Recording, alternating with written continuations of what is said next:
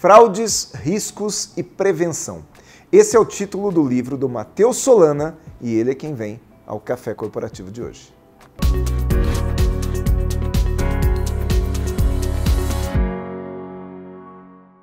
Café Corporativo, um oferecimento Cuidare. Cuidamos de pessoas especiais sem perder a essência humana. Polix Sistemas de Segurança. Fique tranquilo, conte com a Polix.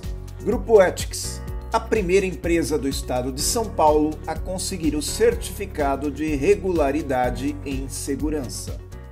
Café Corporativo aqui no canal 25, hoje com o Matheus Solana, o Matheus que vem ao Café Corporativo aqui a convite, uma pessoa que eu conheci agora recentemente através de um amigo em comum, né, Matheus? Então seja bem-vindo ao Café Corporativo, tá? Muito grato pela oportunidade, Aguinaldo, e estou aqui à disposição para poder colaborar aí com as empresas e com o Café Corporativo aqui de... Muito bom. Muito bom. Matheus, você me deu aqui de presente o livro Fraudes, Riscos e Prevenção, que é um livro que eu já comecei a ler, já observei muitos pontos aqui e achei muito interessante. Então, para apresentar melhor o Matheus, ele é o Matheus de Freitas Solana, ele é economista, contador e auditor. Ele é pós-graduado em gestão pela FGV Campinas. Ele tem uma carreira sólida nas áreas de controladoria, auditoria interna, compliance, custos, análises de viabilidade, enfim, valuation, além de ser um conselheiro de pequenas e médias empresas nas áreas financeiras, administrativa e contábil. Conta para mim, como que surgiu a ideia de escrever esse livro aqui sobre fraudes e riscos? Então, nos trabalhos de auditoria, Aguinaldo, você acaba identificando pontos vulneráveis nas empresas e que não é o objetivo da auditoria, mas você acaba identificando mal feitos nas empresas, aqueles elementos que as empresas dão azar de acabar contratando, né? Acaba contratando. Então o objetivo é esse, é você poder ajudar as empresas na prevenção. A gente nem cita tanto fraudes, mas o trabalho de prevenção, esse livro aí. Não tem assim muita literatura no Brasil, alguns autores são estrangeiros, então eu resolvi colocar esse livro Não, eu achei à disposição. Ele está extremamente completo, ele está muito completo, porque eu percebo que ele fala a respeito de fraudes e o Matheus ele faz um negócio muito interessante nesse livro aqui, ele divide por áreas, né? Você colocou aqui diversos capítulos, né? Um livro que ele está com quantos? 10 capítulos, é isso, Matheus? 11 capítulos, né? E ele fala que, por exemplo, de contas a pagar, contas a receber, área de vendas, departamento de compras, logística, ou seja, ele enumera aqui quais são os pontos mais, as maiores oportunidades de fraude dentro das empresas, né? Sim. Cada departamento a gente faz uma introdução, como que ele funciona, porque às vezes o dono da empresa ele não tem noção de como os departamentos funcionam. Ele conhece muito bem engenharia, alguma coisa desse tipo, mas financeiro, por exemplo, às vezes ele não domina muito. Então a gente faz uma introdução no departamento, fala dos riscos inerentes daquele departamento e a prevenção que pode ser aplicada, ou seja, estabelecimento de controles internos e mitigação de riscos de fraude naqueles departamentos. Eu vi aqui que você fala, por exemplo, dos riscos em departamentos de vendas, né? Muitas vezes a gente acha que não tem risco no departamento de vendas, né? Mas é um departamento que abre muita oportunidade. Muitas vezes quando há oportunidade é também o oportunista. Faz sentido isso? Faz. Todos os departamentos da empresa têm riscos, né? O departamento de vendas, principalmente na questão de segregação de função. Por exemplo, o vendedor não pode ter acesso à lista de preços, ele não pode ter acesso sem controle a descontos. Porque senão ele começa a oferecer desconto além da possibilidade dele. Exatamente, exatamente. E aí chega um determinado momento que ele começa a vender com prejuízo, né? Sim, porque o vendedor, o objetivo dele é vender, né? Se ele não está engajado, se ele não é um vendedor empreendedor, ele quer simplesmente aumentar a comissão dele. Normalmente a comissão do vendedor está baseada no valor da receita e não do lucro, não é? Temos também em vendas a questão do conflito de interesses, né? Quando o conflito de interesses é quando você tem parentesco como cliente, alguma coisa desse tipo. Então, ou seja, controles internos é importante em todos os departamentos, inclusive o comercial e vendas. Eu falo de vendas porque é o departamento que eu me especializei, né, que eu trabalhei por muitos anos. E eu cheguei a ter problemas no departamento de vendas quando eu percebia pessoas que faziam a venda, mas era uma venda falsa, né? Ela fazia uma venda para bater meta. Aquelas de final de mês. De final de mês. E que hoje no Brasil a gente tem o Código de Defesa do Consumidor que ele permite 7 dias de arrependimento. Em um prazo de 7 dias o comprador ter um arrependimento. Né?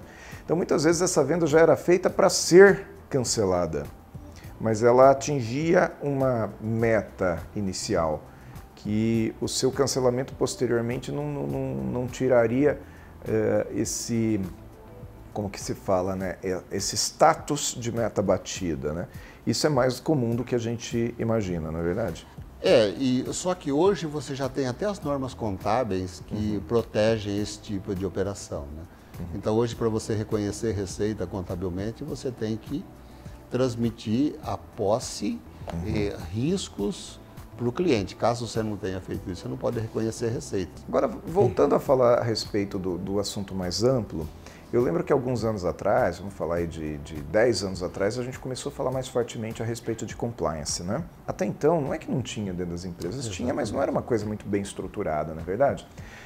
Por que se demora tanto para fazer as coisas? Então, compliance, ele é mais amplo na empresa. Então, por exemplo, o livro fala muito de controles internos, que é um braço do compliance. E o compliance, ele abrange as políticas de integridade, política de anti-assédio, né? Assédio moral, assédio sexual, né?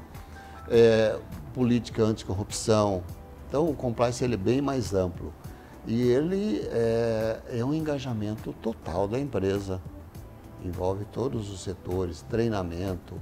Então, por isso que às vezes demora um pouco para ser implantado. Você acha que é uma Mas coisa? eu vejo assim, extremamente importante as empresas implantarem compliance. Sim, quando eu falo do compliance, é porque o compliance, como você diz, né, essa prevenção é um braço, né? Mas o que eu quero dizer é que décadas atrás nem isso existia, não é verdade? Então era uma coisa assim muito solta. Será por falta de ferramentas de controle ou por falta de consciência mesmo? Seria ferramentas de controle e os cuidados realmente com o estabelecimento de controles internos, Aguinaldo. Eu vejo assim, e hoje é um risco muito grande, porque as empresas elas cumprem um papel social. Hoje você já tem a ESG e, por exemplo, quarta-feira saiu, 31 de agosto agora, uma fraude envolvendo a CEMIG e imediatamente já teve que contatar a Bolsa de Valores americana. Então, você vê que a fraude, às vezes, não é só prejuízo financeiro, ela tem também uma questão de prejudicar a imagem da empresa. Um efeito social muito grande. É um né? efeito social. Porque imagina, eu lembro que há alguns anos atrás, quando saiu aquele escândalo da Odebrecht, por exemplo, eu lembro de um amigo que trabalhava na Odebrecht e ele era muito... Ele gostava de dizer que trabalhava na Odebrecht. Quando saiu aquele escândalo, ele parou de falar. Ele já não falava mais, né? Eu vejo pessoas que saem para almoçar e elas fazem questão de manter, né, o crachazinho da empresa. Com orgulho. Isso, com orgulho. Eu trabalho naquela organização que é extremamente bem estruturada, exemplo. De repente, aquela organização... E toda a sociedade, os familiares fazem questão de falar, olha, meu marido, pai meu trabalha, pai trabalha né, minha esposa trabalha na empresa X, não é verdade? Então, quer dizer, isso é um prejuízo muito grande do ponto de vista social. Do ponto de vista. Não é? Tá certo. Matheus, a gente vai fazer um intervalinho e a gente volta daqui a pouco para o segundo bloco, que tem mais assunto que eu quero falar com você, tá bom? Ok. Vamos conhecer a Ethics.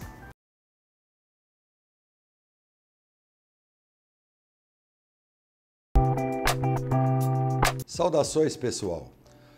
A dica de segurança de hoje é o gerenciamento de risco familiar. A tecnologia atualmente nos permite, por georreferenciamento, saber exatamente aonde estão nossos entes queridos. Os cuidados com os filhos são especiais.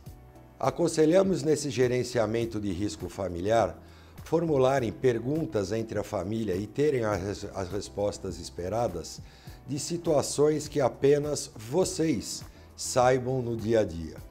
Esse plano de gerenciamento de risco nada tem a ver com bisbilhotar a família e os filhos, e sim uma ferramenta de proteção em tempo real. Converse bastante esse assunto em casa que fará a diferença. Sou Valdemar Pellegrino Júnior, CEO do Grupo Ethics, e guie-se por nossa estrela. Grupo Ethics, há mais de 20 anos no mercado de vigilância patrimonial, facilities e limpeza. Certificada pelo Ministério da Justiça, sempre investindo em tecnologia e constante treinamento aos nossos colaboradores. Conseguimos a excelência em prestação de serviços para os mais diversos segmentos de clientes nas áreas de vigilância, facilities, limpeza. Grupo Ethics, guie-se por nossa estrela.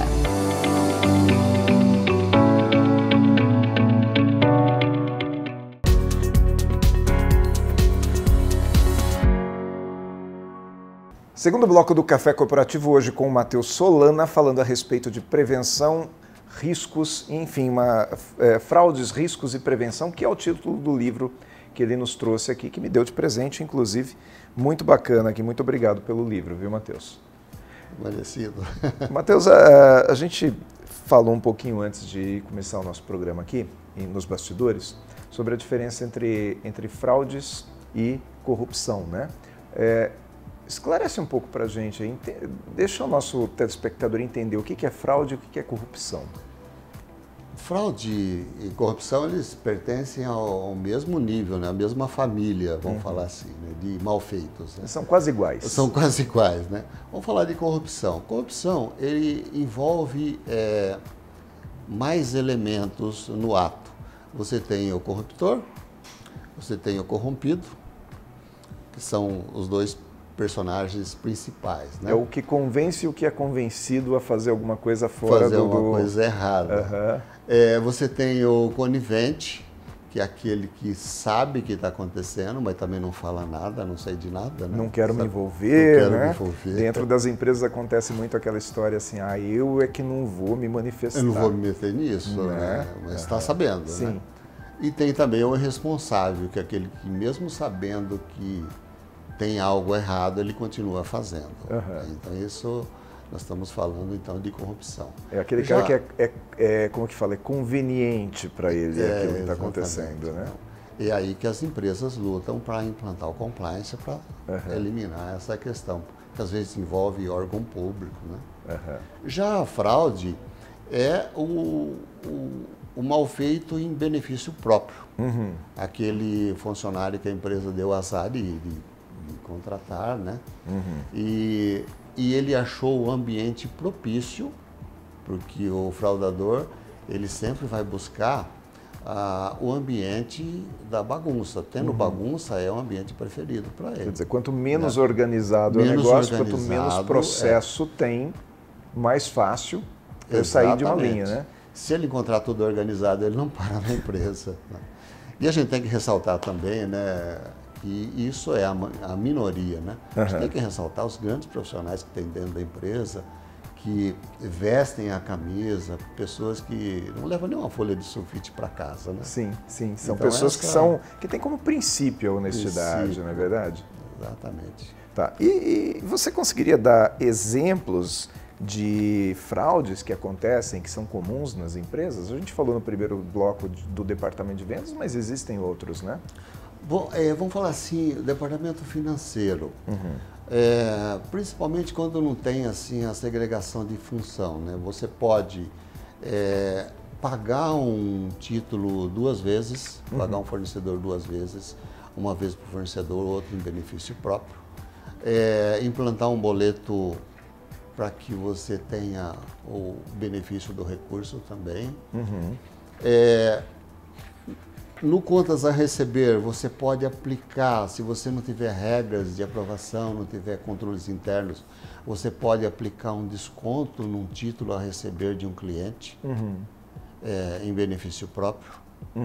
Porque a melhor forma de um cliente não pagar um título, é você aplicar um desconto nele. É muito comum a gente ouvir pessoas dizendo que receberam um pedido de comissão numa determinada comercialização, seja alguém da empresa compradora que pede um retorno financeiro, ou seja até um terceiro mesmo, né, que faz uma intermediação de negócios e informalmente quer receber uma comissão. Isso também pode ser considerado uma fraude?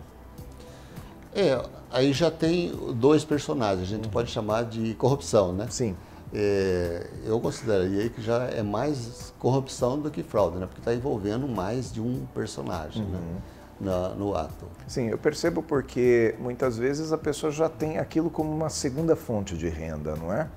Então também é possível. Eu lembro que uma empresa que eu fui prestar serviço recentemente, ela me mandou aqui um termo de conduta.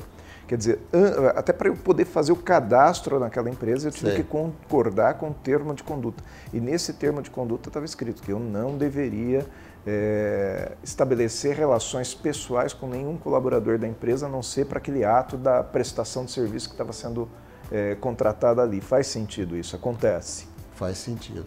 E o grande prejudicado nesse caso é o consumidor final, porque quando há um tipo de negócios que envolve esses personagens, corrupção, o vendedor, a empresa vendedora, ela vai procurar colocar no preço essa diferença que vai ter que pagar para alguém. Então o consumidor final acaba pagando tudo esse... Até porque ela não tem outra alternativa, né? O dinheiro vem de uma determinada fonte, né? Então, se aquele produto, para ser produzido e entregue, ele custa mais caro, naturalmente o seu consumidor final vai pagar aquele preço mais caro, né?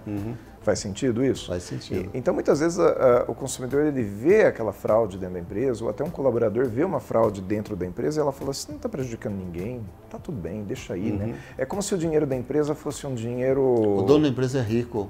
O dono da empresa é rico, ou não existe um personagem. Né? A gente olha assim e fala, o dinheiro é da empresa mesmo, não existe uma pessoa ali, né, que sente dor, não é verdade? Parece como se a empresa fosse um dinheiro coletivo.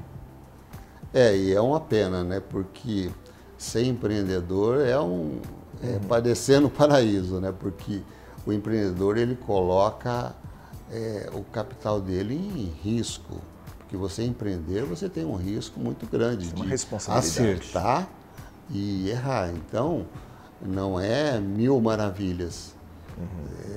O empreendedor, às vezes, ele começa a empreender, ele gasta o fundo de garantia dele, ele faz todo o empreendimento, então ele tem um risco muito grande de perder tudo.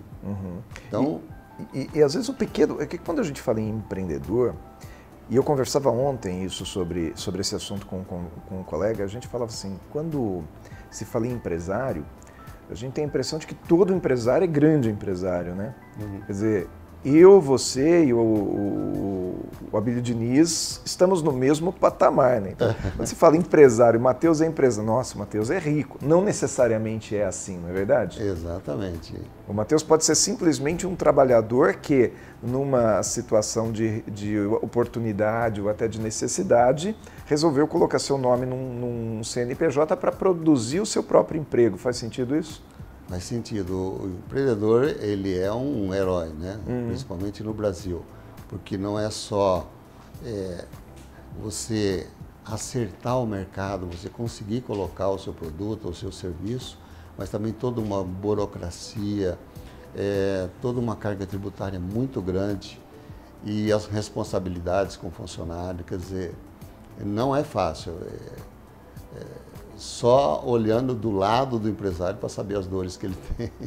Matheus, você consegue me dar uma dica para a gente conseguir realmente colocar, ter uma cultura do comportamento correto dentro da empresa? Eu sei que tem muita coisa boa aqui no livro, eu já li uma parte, mas o que nós poderíamos colocar como princípio para um comportamento correto dentro das empresas? É importante que a direção assuma essa responsabilidade de criar controles internos dentro da empresa, começando pelo código de conduta. Então, a primeira coisa que um funcionário, quando vai fazer a integração, ele tem que conhecer qual é o código de conduta da empresa e quais são os controles internos que tem no departamento que ele vai trabalhar. Isso é importante porque dá uma segurança para ele. Porque se você vai trabalhar no departamento financeiro ou departamento de compras, você já é visado. Então é uma própria segurança se você tiver controles internos efetivos e que te dão a segurança para que você trabalhe com tranquilidade e ninguém fique desconfiando de você. Muito então você trabalha dentro das regras. Esse é o princípio. Muito bom. Nós vamos fazer mais um intervalinho aqui, mas o Matheus vai esperar um pouquinho mais, vai ficar comigo mais um pouquinho que a gente volta para o terceiro bloco, tá bom, Matheus? Okay. Então vamos conhecer aqui o nosso colega aqui da Cuidare.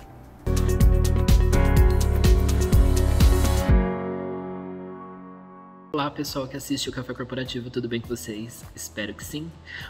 Um dos grandes benefícios que nós temos hoje em dia é a adaptação. E hoje é muito difícil achar alguém que não tenha pelo menos um membro idoso em sua família. Afinal, já se tornou uma situação muito comum e corriqueira. E ainda bem, isso mostra que a nossa população está envelhecendo e com saúde. Porém, tem que ter algumas adaptações, né, no dia a dia. Rampas de acesso nas residências devem ser sinalizadas, iluminação adequada, apoio e barra de segurança em banheiros, fita de segurança em degraus para sinalizar que ali tem um desnível. Isso causa de grande importância para a prevenção de quedas no público geriátrico. E também o mobiliário, não ter aqueles mobiliários muito entulhados, né? Bastante espaço para que ele possa circular. Espero ter ajudado de alguma maneira e até logo. Mais cafeína aqui no nosso Café Corporativo de hoje com o Matheus Solana, que é autor desse livro Fraudes, Riscos e Prevenção, que nós já estamos falando desde o início aqui, que ele me presenteou. Bacana é que ele me trouxe esse livro aqui autografado, olha só que interessante. Matheus, ontem, inclusive, eu estava conversando com um amigo meu, que é empresário de uma pequena empresa, e ele me falava assim, olha, eu tenho um colaborador que veio de uma grande empresa. E quando esse colaborador chegou aqui na empresa, ele me perguntou se não tinha um código de conduta para ele assinar, porque ele estava acostumado a viver isso numa multinacional, né? Então, e aí você finaliza aqui o segundo bloco falando a respeito do código de conduta. É uma ferramenta, então, importante e que pode ser implantada, inclusive, em pequenas empresas? Eu acho fundamental o código de conduta. Ele seria, vamos fazer uma analogia, né, com o país, ele seria a constituição da empresa, né? Assim como você tem a constituição do país, você tem o código de conduta, que é a constituição da empresa. E ele trata de todos os departamentos também, né? Por exemplo, como que compras, qual é o código de conduta dos compradores, dos departamentos que têm contato com o cliente. Enfim, ele dá uma segurança, porque é bem justificável esse funcionário solicitar o código de conduta, porque é uma forma padrão de trabalhar. E até uma forma se dele... você não tem regra, né? Qualquer coisa pode. Qualquer coisa é né? válida, né? E quando esse sujeito, por exemplo, ele pede um código de conduta, ele está se protegendo, como quem diz assim, não vou correr o risco de fazer alguma coisa errada sem eu saber que está errado, né? Faz sentido? Exatamente. Faz sentido. E o código de conduta, ele vai descendo também a nível de detalhes. Por exemplo, esse funcionário, ele vai ter acesso à TI, vai ter acesso a e-mail, enfim, o que é que ele pode, que tipo de coisas que ele pode acessar dentro da empresa, ou ele vai utilizar um computador da empresa. Matheus, obrigado, viu, de ter vindo ao café. Eu que agradeço, Aguinaldo, aí. Um enorme prazer receber você aqui, em especial pela pessoa que nos conectou, que eu quero mandar um grande abraço aqui ao nosso amigo Leonilson, que nos apresentou e valeu a pena. Muito obrigado, Aguinaldo. E espero ter ajudado aí todos a sua maravilhosa audiência aqui do Canal 25. Muito bom, o Café Corporativo fica por aqui. Nós voltamos na próxima semana com mais uma entrevista aqui, com mais conteúdo. E você, enquanto isso, pode procurar o nosso acervo no YouTube, que lá nós temos mais de 250 entrevistas com conteúdo relevante para você. Afinal, o Café Corporativo é essa universidade em sua tela.